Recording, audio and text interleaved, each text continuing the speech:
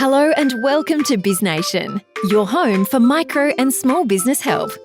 Join us as we unpack all the pain points in starting or running your small business. If you're looking for support in business, join us on Facebook, Micro and Small Business Support Group. Your host, Kerry Zarb, brings you discussions, interviews, and many hints and tips to get you all set in your business. So sit back and enjoy as we launch into today's episode.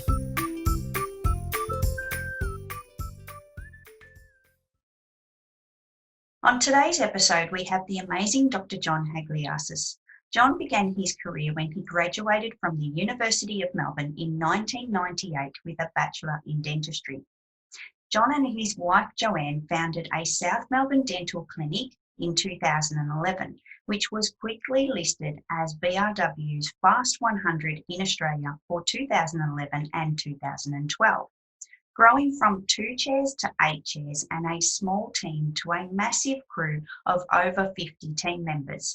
And let me tell you, this is no ordinary dental clinic. This practice has 6-star luxury customer service and it's a day spa for your smile. It's fantastic. John also loves technology and finding ways to incorporate this into his practice for accuracy and efficiency was always a highest priority. With a massive 4,000 plus clear aligner cases completed, his passion for cosmetic dentistry has seen him change patient lives both nationally and internationally. John also is an acclaimed speaker in the dental industry with his business Aorta Australia, and he's also the president of Australasian Clear Aligner Society. I really could make a whole episode all about John's accolades and thoroughly enjoy it. I have personally worked with John for over 8 years and can testify to his passion, drive and determination. So on with the show, and it's great to have you here, John. Pleasure to be here. Wonderful. Thanks for having me, Kerry. You're welcome. So John, the first thing I wanted to ask you was, when you first started, was there something that happened that you didn't see coming in your business? Yeah, it was the GFC at the time, the global financial crisis back in 2007, 2008. I had just bought the other part of the associateship, and I was the owner of the whole practice, a 2-chair practice in South Melbourne. And then, life happened, as they say. And so that was, a real baptism of fire that, you're taking over a business and had grand plans and then other things happen, like we're going through now with COVID. So it was probably the best thing that ever happened because it forced to innovate. It forced necessity to make the business grow and flourish despite what was happening around us. So yeah, that's probably the most obvious example. And I think COVID's sort of history repeating itself from a business perspective. Yeah, and on a whole other level as well. So Absolutely. The GFC was massive, but this COVID thing is just, another level. You can never predict when change is going to force you to have to happen. So you just need to embrace it is probably the message there. So yeah, that's probably the obvious example, which resonates as we speak with the whole COVID pandemic. Yeah, definitely. And if you could jump in a DeLorean, just to refer to Back to the Future, if you could jump in a DeLorean, what would you do differently? Look, I don't like looking back. I get asked this question all the time. I don't like looking back and saying, what if I did? No regrets. It's always forward, never look back. But if I could jump in a DeLorean and look back at my business, career and history, I would tap myself on the shoulder 10, 15 years ago and say, enjoy the ride more. Yeah. Right. But not change anything. Yeah. Exactly. And what do you think and something that you're happy to share with the listeners, what has been the hardest thing that you've encountered in business career, taking in mind that obviously you don't want to, look back, but if you had to share something? Yeah. Look, I think it's trying to find that balance between, work life. I think that's been something that probably my biggest regret has always been not having that ability to have balanced it better. I think hindsight's a wonderful thing and grey hairs help you sort of see things in a different lens. But I think having a better balance is something that I wish I did, Yeah. Awesome. And A proud moment. What is your proudest moment in your business journey? Look, I think it's when, now that I'm doing consulting and teaching other clinicians and supporting them, is looking back and seeing that the profession, the dental profession, is adopting what we did 10, 15 years ago.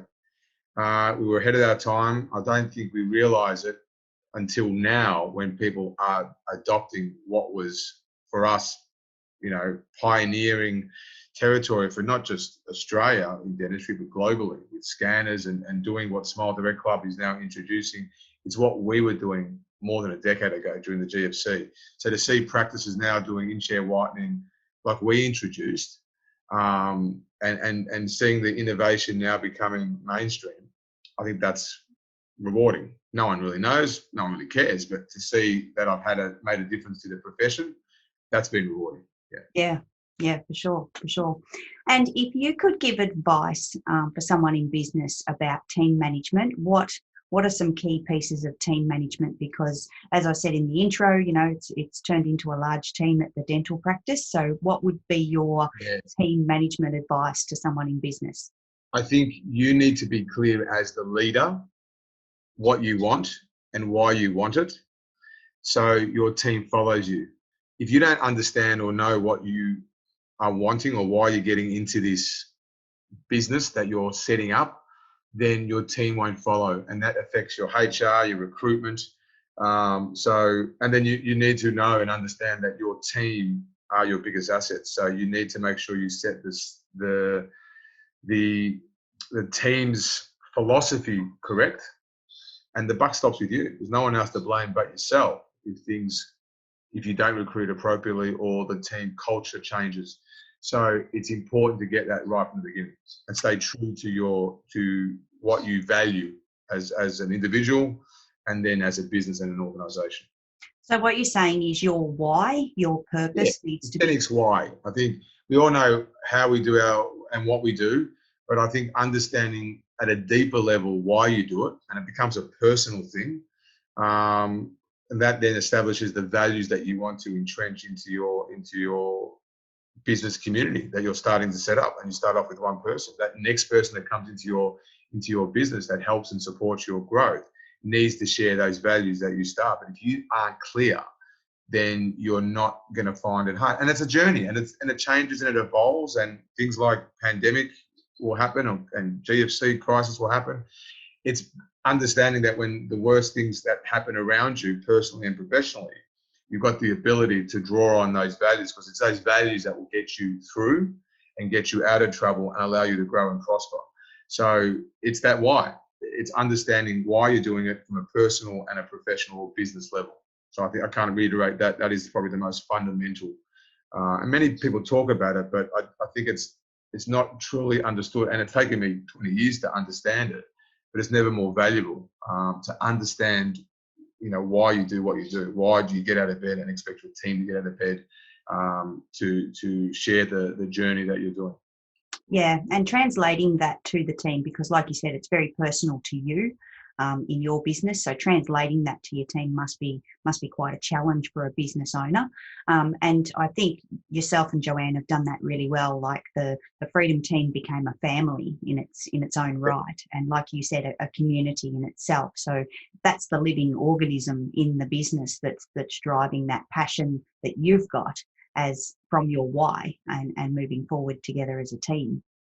Correct, because there's nothing that I could have done without a team around me that supported and shared that vision, and the vision evolved because of them. The business isn't a person; it is an organism, like you said, and it grows. And you feed it, you provide it sunlight, you provide it the essentials, and it grows. If you don't, it suffers. And I think that's the philosophy you need to do, whether you're growing, raising a child or starting a business. It's the same principles. It's the I guess the roadmap of life that you want to sort of instill into your business to help it cultivate and grow in the way you want it to grow and prosper. Yeah, definitely. And another question I've got for you: what has been the most and the least enjoyable thing for you about being a business owner? Oh, gee. Look, I think the most enjoyable thing is, knowing that you're making a difference, and that you're making a change. I think that's my personal why, is to innovate and disrupt dentistry. And that's been something that's been, rewarding when you see that change.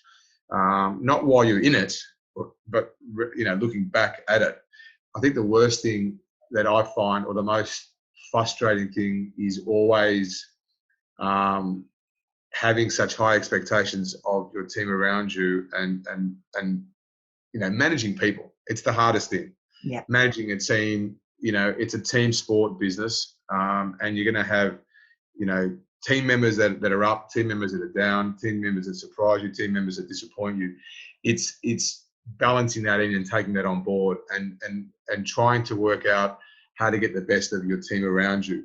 Because it's frustrating, because just when you think, you've won a game of footy and you're ready for the next challenge, then someone moves on or someone changes. So it's that dynamic of maintaining the business lifeblood, which is the team members that make it happen. Dealing with those members is I've found that the most challenging, and still find it the most challenging aspect of running any organisation or any business, or any startup, is managing a team of people and getting the best out of each other. Yeah. The disappointment is when you have a failure, when you have something that happens that knocks all your plans for six, and it's feeling like starting again. I hate that feeling, but it is what it is. It's part of the journey, the experience, and you look at it and say, yes, you've invested. You have to start again, but it also means there's the opportunity of finding a different path or a different person that can help you. So it's definitely the hardest part I've had to deal with, is that up and down roller coaster of dealing with people. Yeah. Can't live with them, can't live without them. And I think as business owners, we can all kind of resonate with the fact that losing control, when it's when it gets taken out of your control, and team members is probably one of the peak areas that happens, because people's lives change, their objectives change, their goals change as an individual, and that doesn't always resonate with our goals and our vision of the business, so they move on. Yeah, and I think it's something that what we're trying to do and cultivate is the freedom train analogy. We all jump on this train at some point, whether we like it or not. We're going to jump off.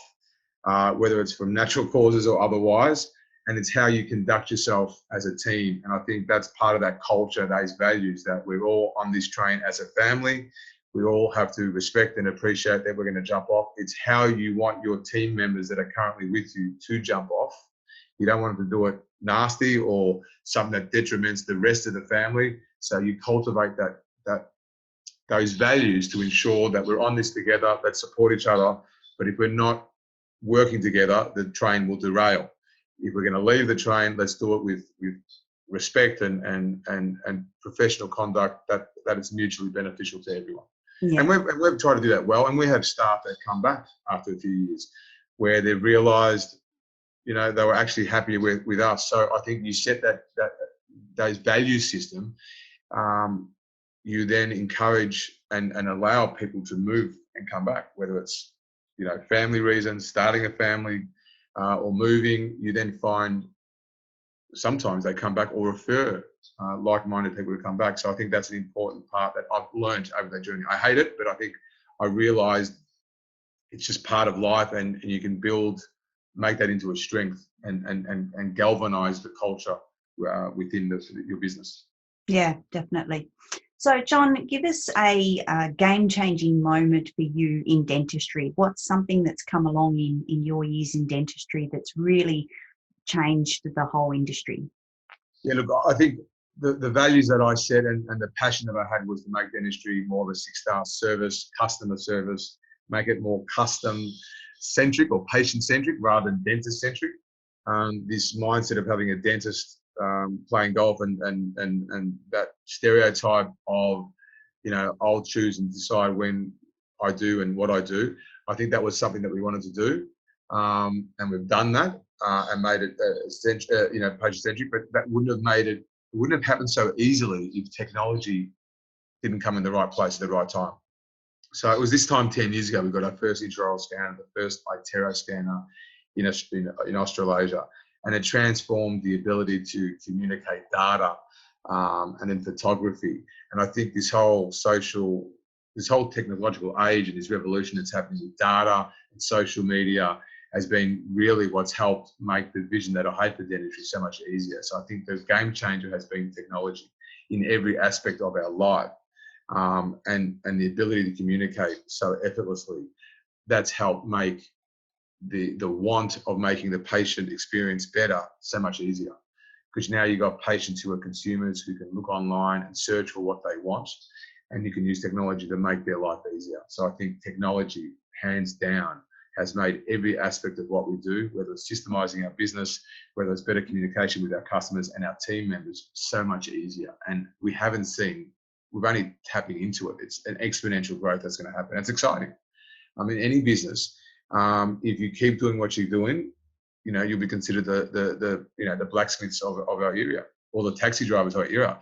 If you're embracing change and innovating, there's a whole untapped potential globally. We're in a global village now where innovation and ideas come from every direction. I think we're seeing that during COVID.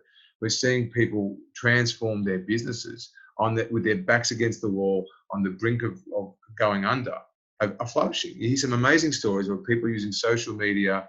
I remember reading a story from someone in southeast of Melbourne who was a greengrocer on the brink of, collapse, and used social media to start delivering to the door fresh fruit and veggies to their customers. Small business, family business that was on the brink of, you could easily, expect them to just give up.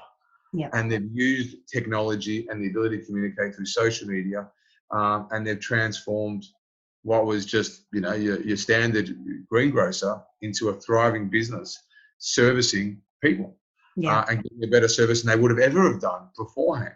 So I think COVID is giving us a reality check, but it's also giving us a gift for those who want it, to look at your business and transform it.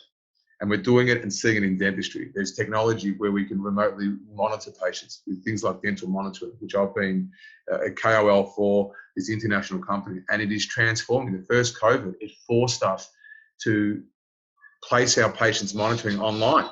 Yeah. And we'll be flourishing ever since in that aspect.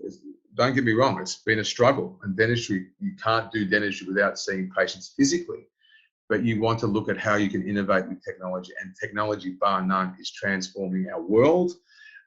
Better or worse, it's what you take of it and what you make of it. And I think that's probably been the key. I'm not a tech junkie. I just surround myself with people who know technology, but I know what I want, and I want to better service my patients. And technology is clearly the game changer. Yeah. And that leads me to my next question. So with COVID, everyone in business has made some kind of change in their normal everyday routine, or, the way they've structured their team, all those little different pieces, and, like going online and that type of thing. So is there something that you've changed in your business from this change of COVID that you'd actually keep, something that you think has brought? Yeah, great question. Like I just mentioned, the whole dental monitoring services and tele-dentistry, consulting with a patient who's interested in not in pain, or pain as well, but we're an aesthetic practice. So patients who are interested in finding out what's possible and having a chat, that's now become a standard approach, where even after the first COVID, we were doing online consultations. And presenting case, and having all patients now who are doing orthodontic treatment mandatorily being, downloading an app as part of the service and sending us photos weekly, and using AI to track their treatment as well as us intervening. So that, to me, I think is the beginning of a new dawning in dentistry, where we're using technology to monitor patients. And what I foresee is appointments on demand, where patients will pay a subscription fee, download this app, and we track them for hygiene, for whitening, and then the app and the AI will inform the patient time for a clean. Yeah. So that's going to transform dentistry. The model of, coming in every 6 months will be redefined. The insurance companies develop that. You pay a premium and you're entitled to 2 cleans a year. But not all of us need a clean every 2 years. Having technology that can track and identify plaque or soft tissue change better than our eyes can, and use that technology to better service the patient. So if the patient needs to clean 3 or 4 times a year because of the oral health needs, fantastic. You have the tool to do that. If you don't, then you're paying a subscription to track how you're going. That to me is the sort of thing that COVID is now going to introduce to our profession and to the whole, to every aspect. I don't think there's going to be many aspects of our way of life that won't be impacted, for better or for worse. Education, hospitality, tourism, accounting, starting up businesses. We're going to have to look at what's our fundamental why, and it should be to service our patients, of course, or service our customers. But we need to think what we want to make our life better and pass that on to them. So I think that's really the fundamentals that we're going to see, that we're going to introduce. And it's been massive change for everyone, obviously, in reflection. And like we said, all industries, all businesses have had to make some kind of change. So I think you're right. From a dental perspective, like it's actually for the better, because if you can actually be monitored, on a more regular basis, even for your hygiene side of and it helps, I think, people in general for, better health, better lifestyle, if you don't have to run to the dentist. I think people more than ever now have going to develop a phobia of bacteria and viruses, and mask wearing is going to be the norm. Yeah. Whether we like it or not, we're seeing a shift and a change. So I think there's going to be a heightened awareness of health. Yeah. And if we're using technology that we all trust and data to better service our hygiene needs, we're all living longer. We're all expecting to live with functional and aesthetics of a smile.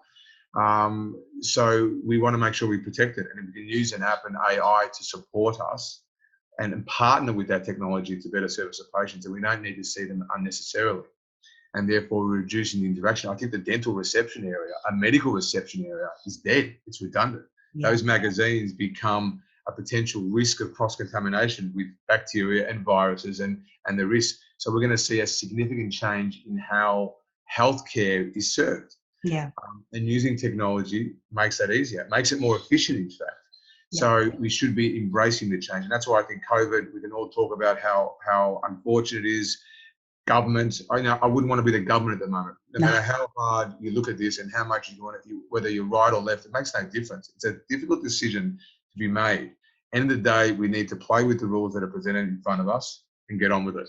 And I think those that sit there complaining and whinging and whining are the same people who don't embrace change. You need to look at this as a huge opportunity. Make sure your family and friends are well, and then get on with it, because we're going to need to support each other, but we're going to still need, services and things to buy and things to consume. It's just going to have to be in a world that keeps us safer. Yeah. And we need to make sure we embrace the change rather than complaining about it. It's like 5-6 years ago, we saw the strikes from taxi drivers and Uber. It's inevitable progress. So this will create its own requirement for us to act and move forward. Those that embrace change will prosper. Those that don't will be the same people that complain about the good old days. Yeah. Move on and move forward is what is the message. Exactly. And John, what's a final tip for anyone that's thinking of starting a business? Yeah, look, it comes back to that why. Why are you doing it? Is it this? It's a great book that I've gone back after 10 years and read again, which is the E-Myth, the entrepreneurial myth. It's all great to start up a business, but just make sure you're doing it for the right reason. So know your why, understand it, and then go for it. So don't do it to get rich. Don't do it for money. Do it for the right reasons. And I think if you do that, it's a rewarding path that you can take. You're your own boss. There's ups and downs, but do it for the right reason. Don't do it for a quick get rich scheme, because you get found out in any industry. Those that prosper, those that survive, those that endure because they stay true to their why they got into it, what they love. If you're passionate about it, and if you want to, work on your own hours, have some control in your life, then go for it, is what I would say. But be true to why you're doing it. Yeah, Awesome.